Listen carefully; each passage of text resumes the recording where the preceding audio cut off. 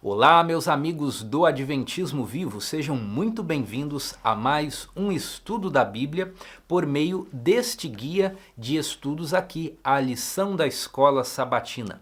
Estamos estudando sobre as parábolas de Jesus e chegamos já à lição de número 7, cujo título é Vestes de Casamento. E a passagem bíblica que vamos examinar é Mateus capítulo 22, dos versos 1 a 14. E antes de nós lermos e já iniciarmos os nossos comentários, eu quero deixar aqui uma advertência. Não permita que a simplicidade das palavras de Jesus, não permita que a simplicidade da história que Jesus conta aqui da parábola, não permita que isso leve você a achar que a fala, o ensino de Jesus é simplório, é superficial. Não, é exatamente o contrário. A parábola das vestes de casamento, as vestes nupciais, ela é extremamente densa, há muitos elementos, ela é profunda e ela exige do estudante uma postura de dedicação, de concentração, de comparar um texto com outro e ir montando as peças de um quebra-cabeça. Portanto, essa é a postura que nós vamos ter daqui para frente, bastante dedicação para tentar entender o que Jesus ensinou aqui. E a parábola, como nós temos visto em todo esse trimestre, o estudo dedicado da Bíblia, ele nos recompensa com muita alegria, com gozo, com um preenchimento do coração e da alma. Então, nesse pensamento, vamos iniciar a leitura. Já estou com minha Bíblia aberta aqui em Mateus capítulo 22 e vou ler o verso 1.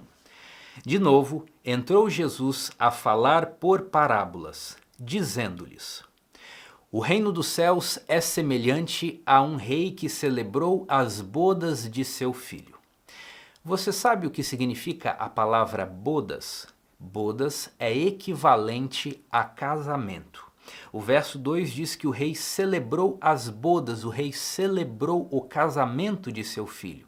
Então nós estamos diante de uma festa de casamento. Essa parábola é sobre o que acontece numa festa de casamento. E os personagens, por enquanto, que nós temos são o rei e o seu filho. Quem é o rei dessa parábola? O rei é o próprio Deus, o Pai. Se você se lembrar da oração modelo que Jesus ensinou, lá em Mateus capítulo 6, Jesus começa a oração assim: Pai nosso que estás nos céus. E ao final, Jesus termina dizendo: Pois teu é o reino, o poder e a glória para sempre. Amém. Então, se o reino é do Pai nosso, quer dizer que Deus, o Pai, é o rei. Se Deus, o Pai, é o rei, então o filho dessa parábola é Jesus. Jesus, o Filho de Deus. Essas foram as palavras que o anjo disse para Maria, mãe de Jesus, quando ela estava grávida. Em Lucas capítulo 1, verso 35, o anjo diz assim: O ente santo que há de nascer será chamado Filho de Deus. Portanto, Jesus é o Filho de Deus. O rei da parábola é Deus o Pai e o Filho é Jesus, o Filho de Deus. Mas Jesus começa contando essa parábola dizendo que o reino dos céus é semelhante ao rei que celebrou as bodas do seu filho. De qual reino Jesus está falando aqui nessa parábola? Bem, se você se lembrar, desde o início da lição, nós estamos falando que o reino dos céus, ele se manifesta de duas maneiras. Nós temos o reino da graça e o reino da glória.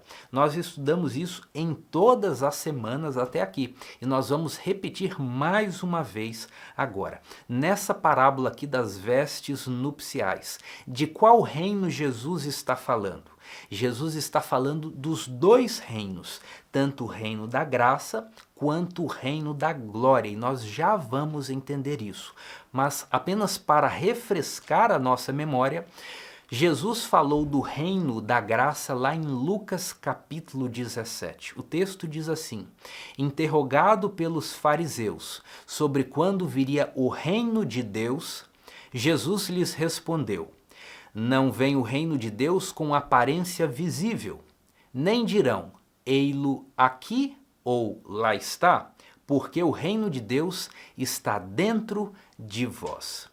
Esse reino que está dentro de nós, esse reino cujo território é o coração, é o reino da graça. Esse reino acontece quando o princípio da graça divina atua no nosso coração, mudando os nossos desejos, o nosso gosto e transformando o nosso caráter. É um reino invisível, é um reino sem aparência visível, material e exterior. Mas Jesus também falou do reino da glória. Em Mateus capítulo 25, verso 31, ele diz assim: quando vier o Filho do Homem, na sua majestade, e todos os anjos com ele, então se assentará no reino da sua glória. O reino da glória, aquele sim que tem aparência visível, ele vai ser inaugurado quando Jesus voltar nas nuvens dos céus.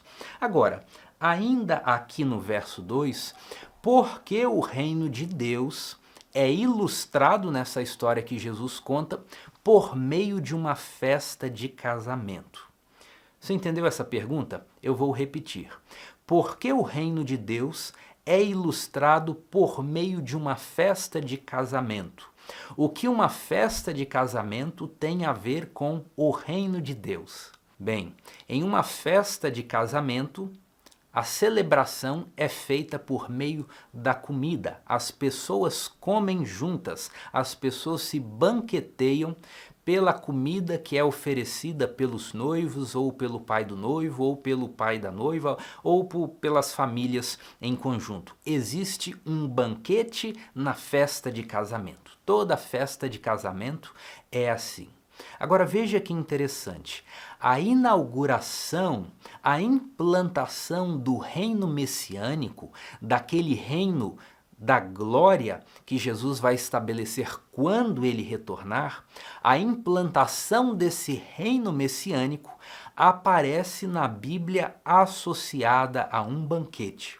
Note bem isso, a implantação do reino messiânico é associada a um banquete. Vamos ver isso começando no Antigo Testamento. Para isso vamos ler o texto de Isaías, capítulo 25, versos 6 a 8. Diz assim: o Senhor dos Exércitos dará neste monte a todos os povos um banquete de coisas gordurosas, uma festa com vinhos velhos, pratos gordurosos com tutanos e vinhos velhos bem clarificados. Destruirá neste monte a coberta que envolve todos os povos e o véu que está posto sobre todas as nações. Tragará a morte para sempre. E assim enxugará o Senhor Deus as lágrimas de todos os rostos, e tirará de toda a terra o opróbrio do seu povo, porque o Senhor falou. Veja que interessante, o momento em que a morte será tragada para sempre, e o momento em que Deus enxugará as lágrimas do rosto dos redimidos, é um momento associado a um banquete, a uma festa que envolve comida. E se nós prestarmos atenção a essas expressões que aparecem em negrito ali no texto, nós vamos ver que elas foram usadas no Novo Testamento. Por exemplo, essa expressão tragará a morte para sempre. O apóstolo Paulo, lá em 1 Coríntios capítulo 15, verso 54, ele está falando da ressurreição dos mortos. Jesus vai voltar nas nuvens dos céus, a trombeta vai tocar e os justos que estiverem mortos, eles vão ressuscitar com um corpo transformado. E os justos que estiverem vivos, o seu corpo será transformado num abrir e fechar de olhos. O corpo que é de corrupção será transformado num corpo incorruptível. E daí quando o apóstolo Paulo fala isso, ele arremata. E então se cumprirá a palavra: tragada foi a morte pela vitória. Então note que interessante, a interpretação que o apóstolo Paulo dá a esse texto, que fala de um banquete, é exatamente o momento em que Jesus está vindo nas nuvens dos céus e vai ressuscitar os justos mortos e vai transformar o corpo dos justos vivos em um corpo incorruptível. Veja, a inauguração do reino da glória, a implantação do reino messiânico está associada a uma cena de banquete. A outra expressão que está grifada em negrito ali é: enxugará o Senhor Deus as lágrimas de todos os rostos. E se nós formos para o Novo Testamento, nós vamos encontrar essa mesma expressão, esse mesmo fraseado lá no livro de Apocalipse. Em Apocalipse capítulo 7, os 144 mil, a grande multidão, estão em frente ao Cordeiro e ali é dito que as lágrimas serão enxugadas dos seus olhos. Perceba então que esse momento de implantação do reino messiânico, narrada por Isaías, está associada a eventos que o Novo Testamento coloca na volta de Jesus e no momento em que os redimidos são levados por Jesus ao céu. É uma cena de um banquete. É por isso que Jesus está comparando o reino dos céus a uma festa de casamento, pois nos dois casos um banquete é oferecido. Mas vamos avançar nessa ideia para outros textos. Já agora no Novo Testamento, pegando novamente eventos da vida de Jesus, temos esse relato de Lucas capítulo 13, em que uma pessoa faz uma pergunta para Jesus. Veja o que está na tela. Passava Jesus por cidades e aldeias, ensinando e caminhando para Jerusalém. E alguém lhe perguntou: Senhor, são poucos os que são salvos? Note essa pergunta. Senhor, são poucos os que são salvos? E Jesus então conta a história do pai de família que entra e fecha a porta. Nós não vamos ler, vamos pular para o final da fala de Jesus. Jesus diz assim: ali haverá choro e ranger de dentes, quando virdes no reino de Deus Abraão, Isaque, Jacó e todos os profetas, mas vós lançados fora. Muitos virão do oriente e do ocidente, do norte e do sul, e tomarão lugares à mesa do reino de Deus. Veja que forma interessante de Jesus se expressar. A pergunta do homem foi: são poucos os que são salvos? E Jesus equipara a salvação a ter um lugar na mesa do reino de Deus. E quem vai se assentar nessa mesa? Ou seja, a ideia aqui novamente é de um banquete com muitas pessoas assentadas à mesa. Nessa mesa vão se assentar Abraão, Isaque e Jacó, ou seja, os patriarcas e todos os profetas. Esse é um banquete que vai ser oferecido para os redimidos de todas as épocas e de todas as eras. Eles vão tomar lugar à mesa do reino de Deus. Nessa passagem, Jesus equipara a salvação a ter um lugar na mesa do reino de Deus. E agora, indo lá para o Apocalipse, Apocalipse 19, verso 9, veja o que o anjo fala para João. Então me falou o anjo: escreve, bem-aventurados aqueles que são chamados à ceia das bodas do Cordeiro. Que texto muito importante. Aqui está dizendo das bodas do Cordeiro, ou seja, o Cordeiro vai se casar.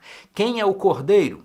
Você sabe, quando Jesus apareceu no deserto da Judéia, onde João Batista estava pregando e batizando, ele apontou para Jesus e disse: eis o Cordeiro de Deus que tira o pecado do mundo. E Apocalipse diz que haverá bodas do Cordeiro, ou seja, o Cordeiro, Jesus, ele vai se casar. E quando Jesus se casar, também haverá festa de casamento, haverá uma ceia, haverá um banquete, haverá uma mesa servida com comida. Essa é a ceia das bodas do Cordeiro. Agora pense comigo, se Jesus é o filho que vai se casar, tanto aqui na parábola de Mateus 22, quanto na passagem de Apocalipse que nós acabamos de ler, a pergunta que temos de nos fazer é: quem é a noiva? Se Jesus é o cordeiro que vai para as bodas, ou seja, se Jesus é o noivo que vai a casamento, quem é a noiva? O livro de Apocalipse também nos responde isso. Apocalipse 21, verso 9 e 10 diz assim: Vem, o anjo está falando com João, mostrar-te-ei a esposa do Cordeiro. E me transportou em espírito até uma grande e elevada montanha, e me mostrou a santa cidade, Jerusalém, que descia do céu da parte de Deus. Veja, a noiva é a cidade santa, a nova Jerusalém, é o que o Apocalipse diz expressamente. Mas pense comigo, um casamento só faz sentido entre duas personalidades, entre duas pessoas. Então, de um lado nós temos Jesus, o Cordeiro, e de outro lado nós temos uma cidade, a Santa Cidade, a Nova Jerusalém. Jesus é uma pessoa, mas a Cidade Santa, a Nova Jerusalém, é um objeto material. Então, não se pode estar falando aqui de um casamento literal. Nós devemos entender essa figura de casamento entre Jesus e a Cidade Santa como um símbolo para uma outra realidade. E que realidade é essa? O que é representado pelo casamento do Cordeiro com a Cidade Santa, a Nova Jerusalém? E aqui eu quero chamar a sua atenção para que você se concentre, porque para responder essa pergunta nós vamos lidar com vários outros textos. E eu quero que você volte sua mente lá para o Antigo Testamento, para o livro do profeta Daniel, no capítulo 7. Você se lembra do que fala Daniel capítulo 7? O profeta Daniel teve uma visão na qual o grande mar era agitado. E desse grande mar saem animais mitológicos. Primeiro um leão com asas, depois um urso, depois um leopardo de 4 cabeças e depois um animal terrível e espantoso que tem chifres. E desse animal terrível e espantoso cresce um chifre pequeno, diante do qual outros chifres caem. Se lembrou do contexto? Nós já estudamos bastante essa passagem no trimestre passado, quando falamos do Apocalipse. O que eu quero chamar a sua atenção é para alguns versos de Daniel capítulo 7, especialmente os versos 9 e 10 e os versos 13 e 14. Vamos fazer a leitura deles agora. Daniel 7, verso 9 diz assim: Continuei olhando até que foram postos uns tronos, e o ancião de dia se assentou. A sua veste era branca como a neve, e os cabelos da cabeça como a pura lã. O seu trono eram chamas de fogo, e as suas rodas eram fogo ardente. Um rio de fogo manava e saía diante dele. Milhares de milhares o serviam, e miríades de miríades estavam diante dele. Assentou-se o tribunal e se abriram os livros. Uma cena de julgamento acontece. E vamos pular dela para o verso 13. Eu estava olhando nas minhas visões da noite, e eis que vinha com as nuvens do céu, um como o Filho do Homem, e dirigiu-se ao ancião de dias, e o fizeram chegar até ele. Foi-lhe dado domínio e glória e o reino, para que os povos, nações e homens de todas as línguas o servissem. O seu domínio é domínio eterno, que não passará, e o seu reino jamais será destruído. Qual tribunal é esse que se assenta? É o tribunal celestial, é o tribunal de Deus. E quais são os livros que são abertos? Os livros em que as obras de cada pessoa está registrada. Quem é o Filho do Homem que se dirige ao Ancião de Dias? É Jesus, o Filho de Deus, e o Ancião de Dias é o próprio Deus, o Pai.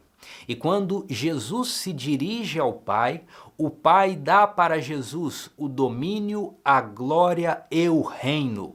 Nós não estamos falando do reino da graça e do reino da glória, pois então, essa cena de Daniel capítulo 7, nós temos Jesus recebendo o reino da glória, e o seu reino jamais será destruído. Então aqui em Daniel capítulo 7, nós temos alguns pontos a destacar. Número 1, o tribunal divino realiza um julgamento. Após esse julgamento, número 2, o Filho do Homem recebe do Ancião de Dias o domínio, a honra e o reino. Preste atenção nessa sequência. O reino é dado a Jesus depois que o tribunal divino realiza um julgamento. E como o tribunal divino realizou o julgamento e deu o reino a Jesus, consequentemente, número 3, o reino do leão, do urso, do leopardo, do animal terrível e espantoso e do chifre pequeno chegam ao fim. Os reinos humanos cessam. E número 4, o reino do Filho do Homem é eterno para sempre e não poderá ser substituído. E daí você vai falar, o que isso tem a ver com a parábola das bodas que nós estamos estudando? Bem, o casamento aqui da parábola das bodas representa exatamente isso que nós lemos em Daniel capítulo 7. Por meio da história da parábola das bodas do casamento, Jesus está ilustrando o momento em que ele receberá do Pai, do Ancião de Dias, o reino para si. E a cidade santa, a Nova Jerusalém, que é descrita como a noiva do Cordeiro em Apocalipse, é exatamente uma representação do seu reino. A cidade santa representa todo o seu reino, porque ela é a capital. Preste bem atenção. Um reino ou um estado é composto por 3 elementos. Número 1, governo. Quem exercerá o governo no reino da glória, que será instituído ainda, o reino messiânico, será o próprio Jesus Cristo. Ele regerá as nações. Segundo elemento de um reino ou de um estado, o território. Qual será o território do reino da glória? Todo o universo. Note o contraste, o reino da graça que existe no momento presente, o reino da graça que foi pregado por Jesus, ele tem o território no coração. É um reino sem aparência visível, o território dele é no coração. Mas o território do reino da glória é todo o universo de Deus. E por fim, terceiro elemento que compõe um reino ou um estado é a população. A população do reino da glória será composta por todos os redimidos e também por aqueles seres criados por Deus que nunca pecaram. Essa será a população. Esses serão os súditos do reino da glória que será instituído. E quando este reino da glória for instituído, veja o que Jesus disse que aconteceria lá em Mateus capítulo 8, verso 11. Digo-vos que muitos virão do Oriente e do Ocidente, e tomarão lugares à mesa com Abraão, Isaque e Jacó no reino dos céus. O reino messiânico, o reino da glória, quando é instituído, acontece um banquete e os redimidos de todas as eras se juntam nesse banquete. É por isso que o reino dos céus é comparado a uma festa de casamento, porque nos 2 eventos existe uma festa envolvendo comida, existe um assentar-se à mesa para comer juntos e dessa forma se alegrar juntos. Agora, eu já imagino que algumas pessoas estão pensando assim, ora, você disse com base no Apocalipse que a esposa do Cordeiro, a noiva desse casamento, é a cidade santa.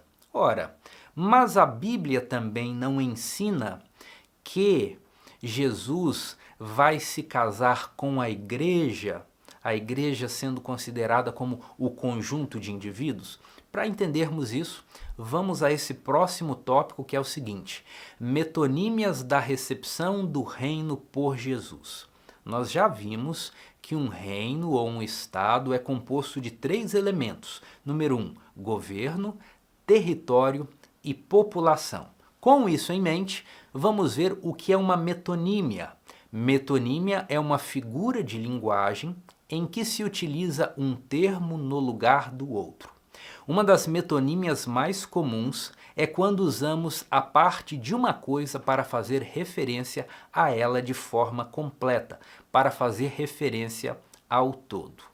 Eu me lembro das minhas aulas de português lá da 6ª série, e quando nós estudávamos sobre metonímia, o exemplo que aparecia no livro didático é o exemplo hoje nós chamamos de moradores de rua ou pessoas em situação de rua. Antigamente usava-se a expressão os sem teto. Os sem teto. Veja, o que nessa expressão sem teto, nós temos aí uma metonímia, porque o que falta para a pessoa que mora na rua não é apenas um teto, é a casa toda, mas nós substituímos a casa toda por uma de suas partes. Essa é uma metonímia. O que nós precisamos entender quando falamos do casamento simbólico de Jesus? É que a Bíblia usa 2 metonímias, 2 partes para representar o todo. As partes são diferentes, mas o todo que é representado por essas partes é o mesmo. Como assim? Bem, nós já lemos Apocalipse 21, verso 9, em que o anjo diz: vem, mostrar-te-ei a esposa do Cordeiro, e ele mostra para João a santa cidade, Jerusalém.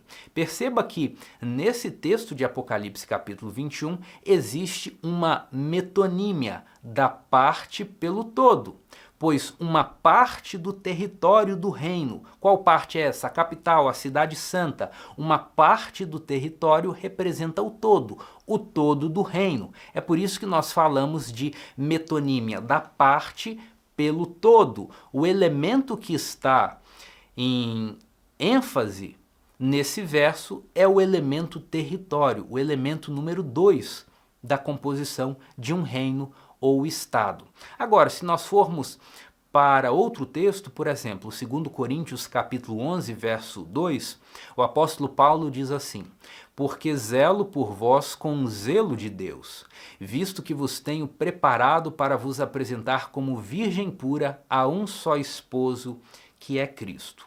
Nesse verso, Paulo, ele apresenta a igreja como a esposa desse casamento metafórico com Cristo. E algumas pessoas pegam o texto de Paulo e contrastam com o texto de Apocalipse e dizem assim: a Bíblia está em contradição, como eu vou entender qual é o certo?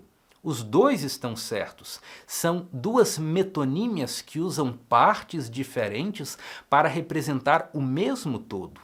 Quando Paulo diz que vai apresentar a igreja como a um esposo, que é Cristo, ele também está usando uma metonímia da parte pelo todo.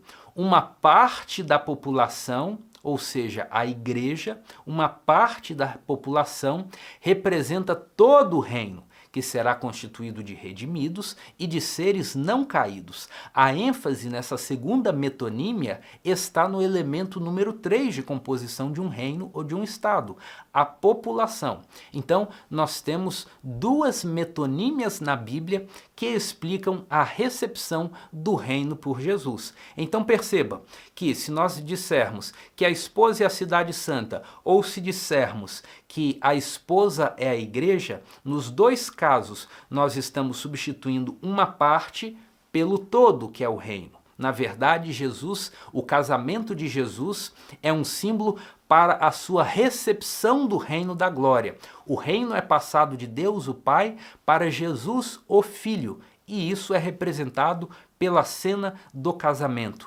Não importa quem nós chamarmos de noiva, o resultado é o mesmo. Jesus se casa com o reino. Jesus recebe o reino. Você entendeu isso? É muito importante que você entenda. Você pode deixar o seu comentário se houver alguma dúvida e nós vamos nos esforçar por respondê-lo. Bem, já vimos muita informação até aqui e nós vamos consolidar todas essas peças que nós já juntamos por meio da leitura de um texto que aparece lá no livro O Grande Conflito. O casamento representa a recepção do reino por parte de Cristo. A Santa Cidade, a Nova Jerusalém, que é a capital e representa o reino, é chamada a esposa, a mulher do Cordeiro. No Apocalipse é dito que o povo de Deus são os convidados à ceia das bodas. Se são convidados, não podem ser também representados pela esposa.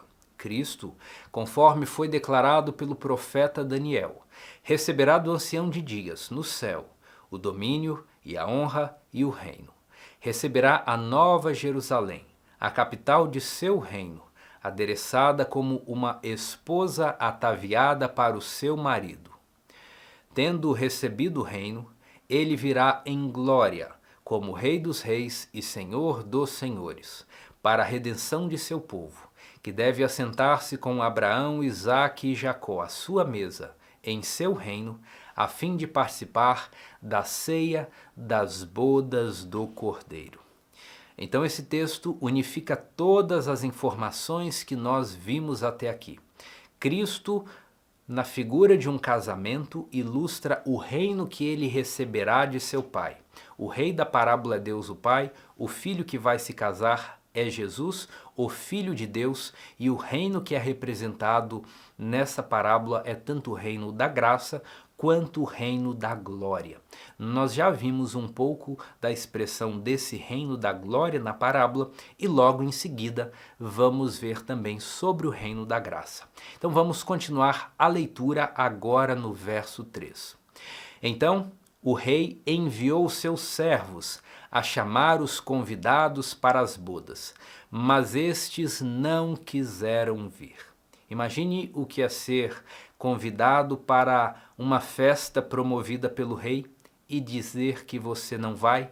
Que desfeita, que desonra, foi o próprio rei que o convidou. Então, quais são os elementos que nós vamos destacar aqui nesse texto? Se o casamento é a recepção do reino por Jesus Cristo, ser convidado para a festa significa receber o apelo, a pregação para se tornar súdito desse reino da graça. Viu porque a parábola engloba tanto o reino da graça quanto o reino da glória? O reino da glória também se inaugura com a volta de Jesus em um banquete que vai ser oferecido para todos os redimidos. Mas nessa parábola, o convite do rei para que as pessoas venham ao casamento ilustra o anúncio do reino da graça, ilustra a pregação do evangelho, no qual as pessoas são convidadas a interiorizar os princípios de justiça de Deus no seu coração. Esse é o convite para o casamento. Outra expressão para nós destacarmos no texto, os servos. O rei enviou os seus servos para chamar os convidados. Quem são os servos? Quem eles representam? Os servos que primeiramente chamam os convidados são os profetas do Antigo Testamento. Por meio deles, Deus apelou à nação judaica para que se convertessem dos seus maus caminhos. Mas qual foi o tratamento dado pelos líderes judeus aos profetas que Deus enviava? Jesus respondeu isso lá em Mateus capítulo 23, verso 37, quando numa expressão de lamento ele diz assim: Jerusalém, Jerusalém, que matas os profetas e apedrejas os que te são enviados. Quantas vezes eu quis reunir os teus filhos, como a galinha junta os seus pintinhos debaixo das asas, mas vós não quisestes. Da mesma forma que os convidados rejeitaram o convite do rei, A nação judaica também rejeitou o convite de Deus para a conversão e para a interiorização dos princípios de justiça no seu coração. E por isso que Jesus lamenta. Mas o que o rei faz em seguida? Vamos para o verso 4. Enviou ainda o rei outros servos, com esta ordem: dizei aos convidados: eis que já preparei o meu banquete. Os meus bois e cevados já foram abatidos, e tudo está pronto. Vinde para as bodas. O rei manda novos servos para fazer um novo convite. Quem são esses outros servos? São os discípulos de Jesus. Uma das últimas palavras que Jesus disse para os discípulos antes de sua ascensão foi: recebereis poder ao descer sobre vós o Espírito Santo, e sereis minhas testemunhas, tanto em Jerusalém, como em toda a Judéia e Samaria, e até aos confins da terra. Perceba que era a missão dos discípulos, quando o Espírito Santo caísse sobre eles, pregarem novamente para a nação judaica, pregarem em Jerusalém, pregarem na Judéia, pregarem na Samaria, e depois iriam para os confins da terra. Mas uma nova mensagem de advertência, de oferecimento de graça e de misericórdia seria oferecida aos judeus. Mas qual foi o resultado? Vamos ler no próximo verso. Mateus 22, versos 5 e 6. Eles, porém, aqueles que foram convidados pela segunda vez, não se importaram. E se foram, um para o seu campo, outro para o seu negócio. E outros, agarrando os servos, os maltrataram e mataram. O que significa essa expressão? Não se importaram com o convite para a festa de casamento que foi reiterado. Significa que os judeus rejeitaram também a pregação dos discípulos de Jesus, da mesma forma que rejeitaram a mensagem dos profetas. E alguns, mais atrevidos, ainda pegaram os servos, pegaram os discípulos de Jesus, os maltrataram e os mataram. Isso é um indicativo da perseguição que se levantou contra os seguidores de Jesus após a morte de Estevão. Estevão foi apedrejado e diz o livro de Atos, no capítulo 8, verso 1, que naquele mesmo dia levantou-se grande perseguição contra a igreja em Jerusalém. E todos, exceto os apóstolos, foram dispersos pelas regiões da Judéia e de Samaria. Então perceba como essa parábola que Jesus contou da festa de casamento, ela ilustra o reino da glória. Nós já vimos aqui, o reino messiânico é inaugurado por um banquete, da mesma forma que existe um banquete na festa de casamento, mas essa parábola também ilustra o reino da graça, com os servos, com os seguidores de Jesus, sendo enviados para oferecer o evangelho novamente para a nação judaica, e sendo outra vez rejeitados, maltratados, perseguidos e mortos. A parábola continua no verso 7. O rei ficou irado e, enviando as suas tropas, exterminou aqueles assassinos e lhes incendiou a cidade. O que são essas tropas?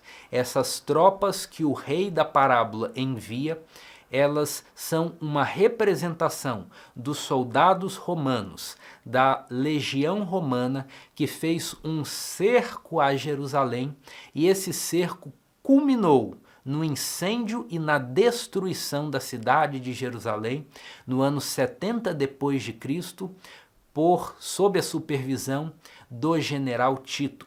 Ele coordenou as tropas que fizeram o cerco a Jerusalém e posteriormente essas tropas ficaram incontroláveis, atearam fogo no templo de Jerusalém, destruíram, saquearam, fizeram um dos maiores morticínios já registrados na história. E então, nessa ocasião, se cumpriu uma outra predição que Jesus havia feito lá em Lucas capítulo 19, verso 43, quando Jesus disse assim, lamentando sobre Jerusalém: pois sobre ti virão dias em que os teus inimigos te cercarão de trincheiras e por todos os lados te apertarão o cerco. Jesus está descrevendo com detalhes o cerco de Jerusalém que aconteceria algumas décadas depois de sua morte. E o texto continua assim: e te arrasarão, e aos teus filhos dentro de ti. Não deixarão em ti pedra sobre pedra, porque não reconheceste a oportunidade da tua visitação. Os profetas foram enviados para Jerusalém. Os discípulos de Cristo foram enviados para pregar em Jerusalém. Mas a cidade rejeitou, até que o rei da parábola manda tropas. Deus permite que forças inimigas destruam a cidade, matem as pessoas e produzam uma das cenas mais sombrias da história da humanidade, que foram as guerras dos judeus contra os romanos. Vamos para o próximo verso. Mateus 22, versos 8 a 10 diz assim: Então disse o rei aos seus servos: Está pronta a festa, mas os convidados não eram dignos. Ide, pois, para as encruzilhadas dos caminhos e convidai para as bodas a quantos encontrardes. E saindo aqueles servos pelas estradas, reuniram todos os que encontraram, maus e bons. E a sala do banquete ficou repleta de indivíduos. O que significa dizer que os primeiros convidados não eram dignos? Significa dizer que eles recusaram o convite da graça. Eles se tornariam dignos por sua associação com o rei que estava oferecendo a festa. Mas como eles quiseram se manter afastados, a dignidade do rei não foi comunicada a eles. Então eles ficaram na sua indignidade. Eles não eram dignos porque recusaram o convite da graça. E agora o rei muda a ordem e diz aos seus servos para convidarem a quantos encontrardes. Ou seja, agora não haveria mais critério. O convite não seria direcionado a um grupo, a uma nação, a um povo específico. Agora, o anúncio do evangelho. Agora, a possibilidade de se tornar um súdito do reino de Deus era estendido a todos, era estendido aos gentios, ou seja, aqueles que não tinham a religião judaica, a religião do Antigo Testamento. Agora, o convite é estendido a toda a humanidade indiscriminadamente.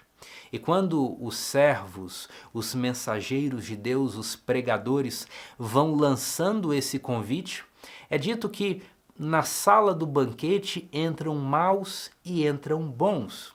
Como o convite é indiscriminado, todo tipo de pessoa é atingida, recebe esse convite. Os maus e bons representam os membros da igreja.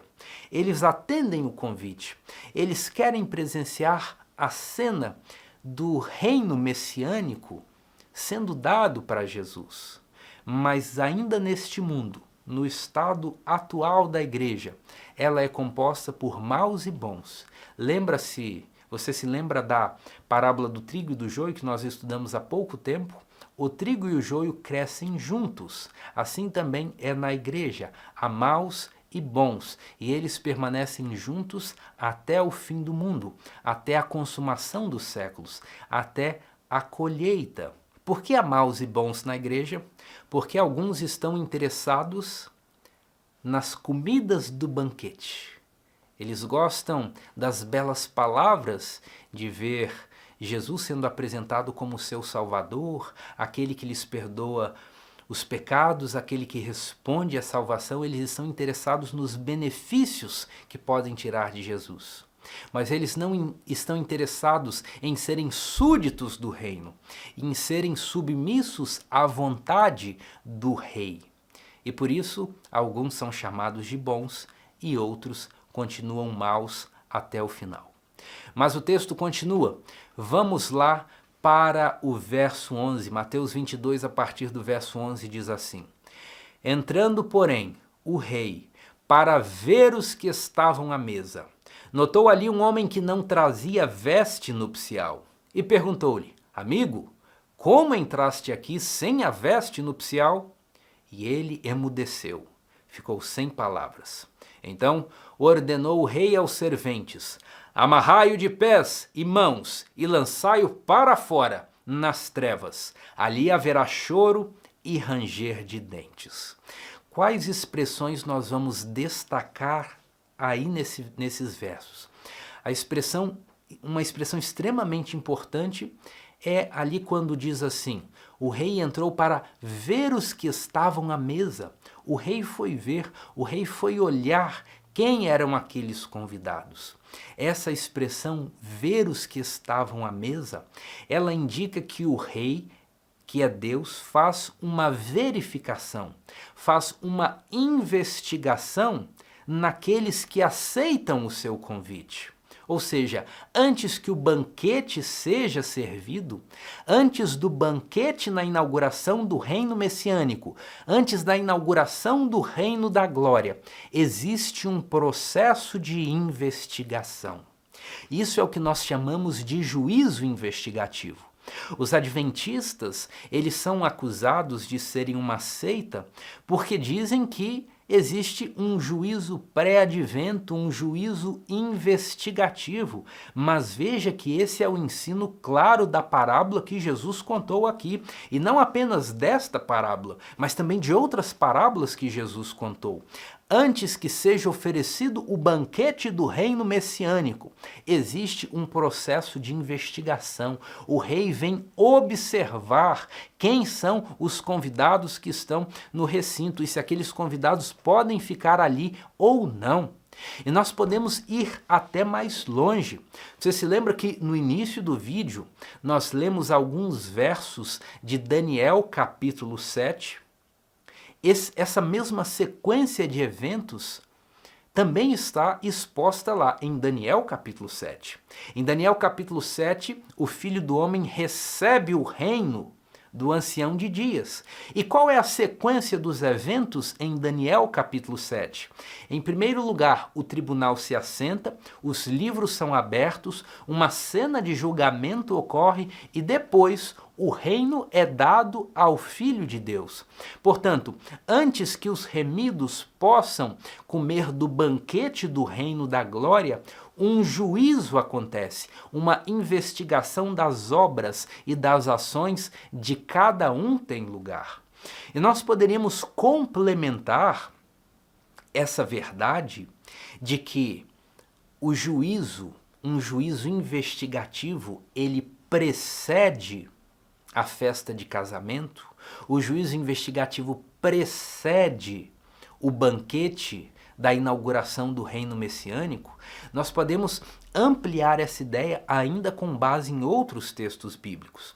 Vou citar aqui, por exemplo, a parábola dos bodes e das ovelhas que Jesus contou lá em Mateus capítulo 25. Jesus diz assim, que esse inclusive é o texto que fala do início do reino da glória. Jesus diz assim: quando vier o Filho do Homem na sua majestade e todos os anjos com ele, então se assentará no trono da sua glória. Começou o reino da glória. E todas as nações serão reunidas em sua presença. E ele separará uns dos outros, como o pastor separa dos cabritos as ovelhas. E pulando lá para o final dessa parábola, Jesus diz assim: e irão estes para o castigo eterno, porém os justos para a vida eterna. O que eu quero chamar a sua atenção nesse texto é a seguinte: quando Jesus vem nas nuvens dos céus, quando Jesus inaugura o reino da glória, ele já vem apresentando a sentença, ele já vem apresentando o destino de cada um, ele já vem para dizer quem fica à sua esquerda e quem fica à sua direita. Jesus, nas nuvens dos céus, ele já vem fazendo distinção entre os que vão para o castigo eterno e os que vão para a vida eterna. Essa separação, esse julgamento não acontecerá depois da volta de Jesus. Esse julgamento acontece antes, porque quando Jesus já vem no reino messiânico, no reino da glória, ele já vem fazendo separação entre bodes e ovelhas, em quem fica na esquerda, em quem fica na direita, em quem merece o castigo eterno e em quem merece a vida eterna. É muito importante que você interiorize na sua mente esse conceito. Quando Jesus retorna nas nuvens dos céus, ele já vem com a decisão pronta. Portanto, o julgamento deve acontecer antes da volta de Jesus. Esse conceito também é explicado lá em Apocalipse capítulo 22, verso 12, que diz assim, é o próprio Jesus falando: "E eis que venho sem demora, e comigo está o galardão que tenho para retribuir a cada um segundo as suas obras." Veja que texto importante.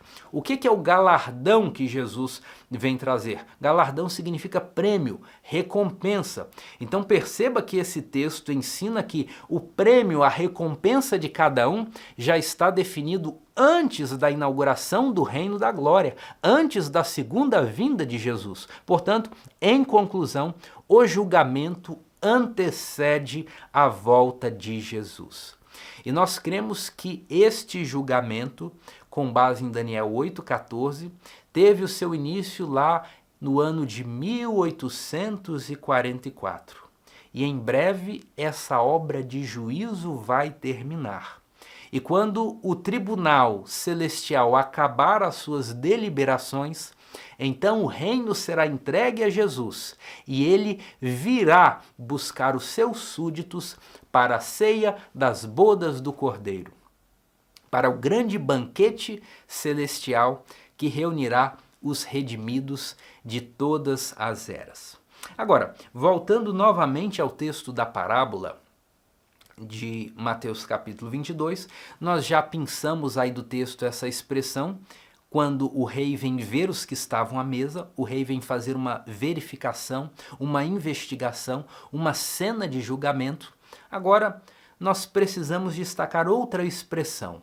O rei diz assim: "Amigo, como entraste aqui sem a veste nupcial?" O que é a veste nupcial? Era a roupa adequada para a festa.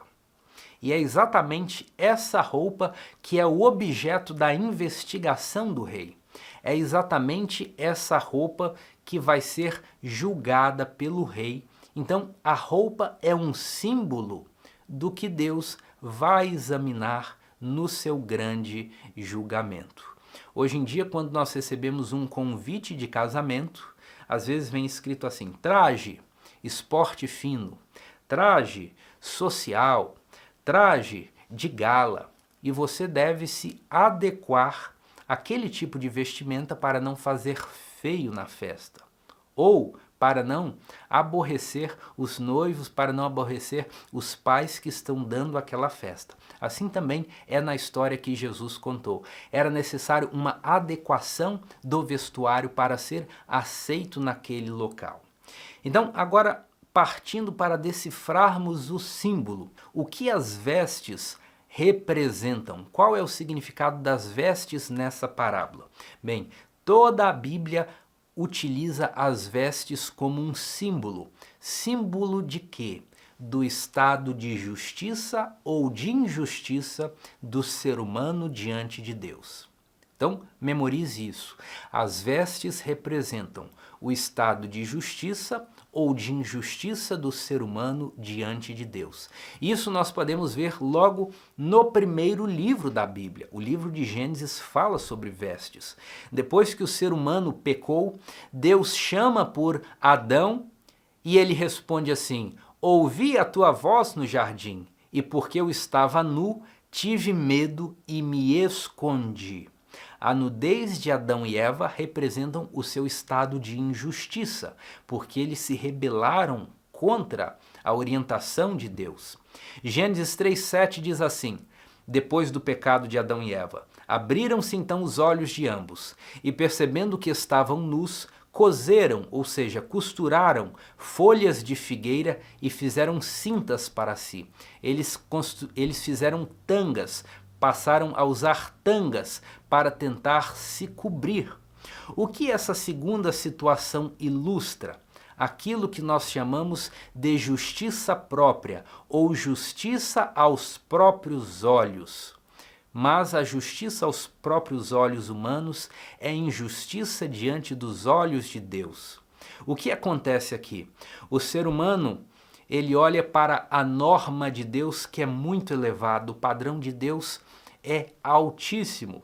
E ele diz assim, não, o meu padrão é esse aqui mesmo. Se eu cumprir esse padrão, eu estou satisfeito. Então, eu não roubo, não mato, eu pago minhas contas, então eu sou uma pessoa boa. Quando alguém fala assim, ele está metaforicamente fazendo folhas de figueira para si. Ele estabeleceu um padrão de justiça que é muito inferior ao padrão de Deus. E ao cumprir aquele padrão de justiça que ele próprio estabeleceu, ele se sente justo, ele se sente bom aos seus próprios olhos, mas aos olhos de Deus ele continua injusto. A terceira situação é descrita lá em Gênesis capítulo 3, verso 21, e diz assim: Fez o Senhor Deus vestimentas de peles para Adão e sua mulher e os vestiu. E aqui sim nós temos a situação da justiça, quando o ser humano está justo diante de Deus, pois ele foi coberto com as vestes que o próprio Deus propiciou. Esse padrão desses três estágios aparece em várias outras partes da Bíblia. Vamos ver outras passagens aqui? Por exemplo, aqui nesse slide nós temos passagens que a lição pede que nós leiamos aqui na parte de quarta-feira. E quais são essas passagens? Apocalipse 3, verso 18. O que Jesus fala para o anjo da igreja de Laodiceia? Ele diz assim: Aconselho-te que de mim compres ouro refinado pelo fogo para te enriqueceres, vestiduras brancas para te vestires, a fim de que não seja manifesta a vergonha da tua nudez. A nudez significa injustiça, rebelião contra Deus. Agora vamos lá para o livro do profeta Isaías. Isaías 64, verso 6 diz: Mas todos nós somos como o imundo, e todas as nossas justiças como o trapo da imundícia. Essa passagem está refletindo o conceito de justiça própria, quando o ser humano estabelece o seu padrão de justiça e, por cumprir o padrão de justiça que ele estabeleceu, ele se acha justo aos seus próprios olhos, mas aos olhos de Deus ele é injusto. Vamos dar outro exemplo aqui. A pessoa diz assim: ora, eu vou à igreja, eu devolvo meu dízimo, eu leio a minha Bíblia, logo eu sou uma pessoa boa. Eu dou estudos bíblicos, eu me envolvo nas atividades da igreja, eu sou uma pessoa boa.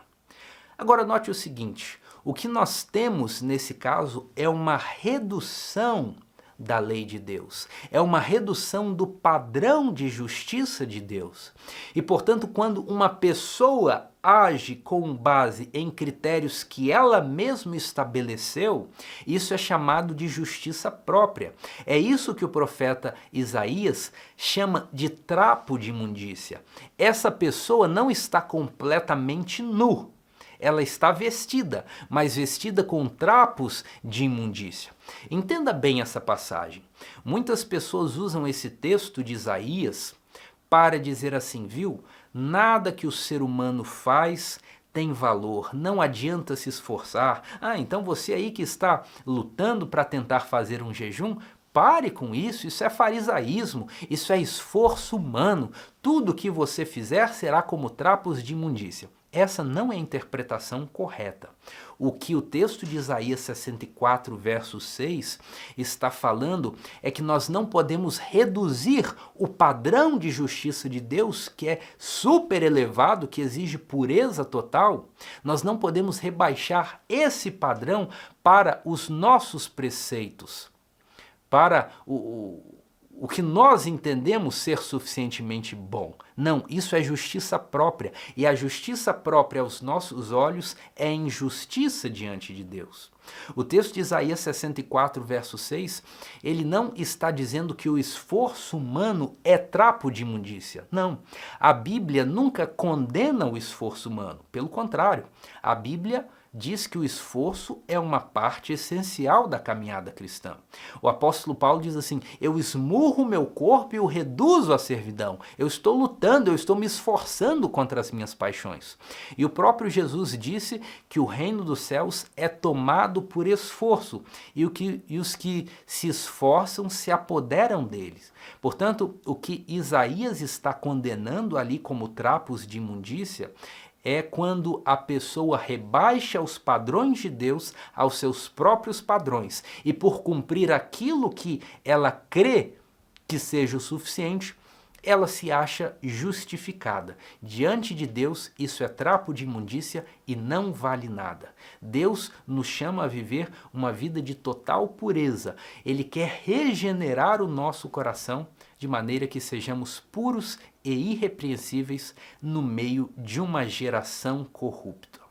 Vamos então agora para o terceiro estágio, narrado ali em Isaías capítulo 61, verso 10. Regozijar-me-ei muito no Senhor, a minha alma se alegra no meu Deus, porque me cobriu de vestes de salvação e me envolveu com manto de justiça. Então, com base em tudo isso que nós já lemos, respondendo à pergunta, o que as vestes representam? As vestes representam o estado de justiça ou de injustiça do ser humano diante de Deus. É por isso que Isaías diz: me envolveu com um manto de justiça. Aí nós temos a situação do profeta sendo justificado. Agora, podemos ir mais além? A Bíblia fala algo mais sobre o que as vestes representam? Sim. Vamos lá para Apocalipse capítulo 19, verso 8. Esse texto diz o seguinte: porque o linho finíssimo são os atos de justiça dos santos. Veja como roupa na Bíblia tem a ver com justiça ou injustiça diante de Deus. Os santos descritos no Apocalipse vestem-se de roupas brancas e de linho finíssimo. E o texto diz que essas roupas representam os atos de justiça dos santos. E algumas pessoas, ao se depararem com essa passagem, elas se incomodam e dizem assim: ora, mas esse texto não está colocando a ênfase na performance humana, na pessoa se justificar com base nas obras? Não. Não é esse o sentido. O Apocalipse é um livro completo que ensina que a obra da redenção é uma obra de cooperação entre o poder divino e o esforço humano. Existe um sinergismo para a redenção do ser humano. Deus concede o seu poder para o pecador e o pecador, apropriando-se desse poder, deve agir para cumprir a vontade de Deus. É por isso que ali é dito que o linho finíssimo são os atos de justiça dos santos, porque esses redimidos, eles receberam o perdão, receberam o poder de Deus, e como diz aquela passagem de João capítulo 1, a todos quantos o receberam, deu-lhes o poder de serem feitos filhos de Deus. Deus não apenas perdoa, ele também envia a graça como um poder transformador. O Apocalipse apresenta os dois lados da operação. Veja o próximo texto, Apocalipse 22, verso 14. Bem-aventurados aqueles que lavam as suas vestiduras no sangue do Cordeiro. Veja isso, eles lavam as suas vestiduras no sangue do Cordeiro, para que lhes assista o direito à árvore da vida e entrem na cidade pelas portas. Perceba que aqui a obra da redenção, que envolve justificação e santificação, ela é apresentada de maneira conjunta. A Bíblia apresenta de maneira conjunta. Nós separamos justificação de santificação apenas por propósitos didáticos, mas na prática isso não pode ser separado. O que eu quero dizer com isso? O que torna as vestes brancas e apropriadas é o sangue do Cordeiro. Eu lavo a minha roupa no sangue do Cordeiro e ela se torna branca, ela se torna limpa, ela se torna apropriada, ela se torna uma veste de justiça. E a partir do momento que eu fui justificado, eu lavei minhas roupas no sangue do Cordeiro, elas continuam brancas por causa dos atos de justiça dos santos. Porque a graça que Jesus me concedeu não é apenas para me perdoar os pecados passados, mas para mudar o meu caráter, mudar as minhas inclinações, para que eu viva uma vida piedosa e justa no meio de uma geração corrupta. Então, justificação e santificação não são separadas na prática. Apenas didaticamente que nós fazemos essa distinção, mas o fenômeno é um só. Deus me perdoa para que eu viva uma vida de justiça e pureza. A todos quantos o receberam, deu-lhes o poder de serem feitos filhos de Deus. Juntamente do perdão dos pecados, Jesus também comunica o poder para viver como filho de Deus. E a lição, para falar disso, ela ainda pede, aqui na parte de quarta-feira, que nós leiamos outro texto, que é o texto de Zacarias, capítulo 3, versos 1 a 5. Esse talvez seja o texto mais icônico quando nós tratamos do significado de vestes na Bíblia. Então, vamos lá para Zacarias 3, versos 1 a 5. Diz assim: Deus me mostrou o sumo sacerdote Josué, o qual estava diante do anjo do Senhor, e Satanás estava à mão direita dele para se lhe opor. Mas o Senhor disse a Satanás: O Senhor te repreende, ó Satanás. Sim, o Senhor que escolheu a Jerusalém te repreende. Não é este um tição tirado do fogo? Ora, Josué, trajado de vestes sujas, estava diante do anjo. Tomou este a palavra e disse aos que estavam diante dele: Tirai-lhe as vestes sujas. A Josué disse: Eis que tenho feito que passe de ti a tua iniquidade, e te vestirei de finos trajes. E disse eu: Ponham-lhe um turbante limpo sobre a cabeça. Puseram-lhe, pois, sobre a cabeça um turbante limpo, e o vestiram com trajes próprios. Josué, na condição de sumo sacerdote, carregava simbolicamente os pecados de todo o povo de Israel. E por isso ele é descrito com vestes sujas, vestes contaminadas. Qual é a obra de Deus em favor do seu povo? Ele tira as vestes sujas e coloca vestes limpas, e ele afasta o pecado do seu povo. Mas ele não para por aí. Essa obra de trocar as vestes é a obra de justificação. Mas note que a experiência religiosa, a experiência de Josué, não para por aí.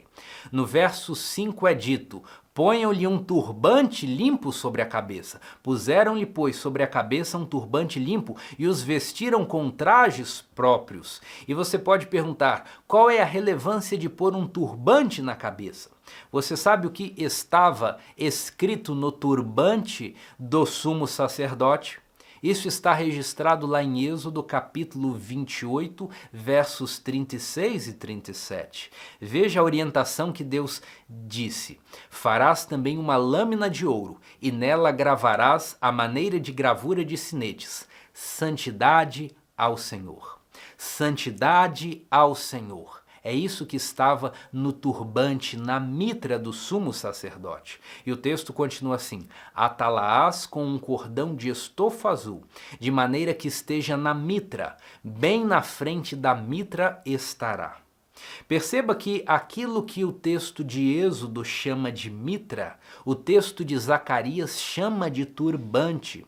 Então, a experiência da redenção, ela é expressa de maneira completa nessa visão de Zacarias sobre o sumo sacerdote Josué.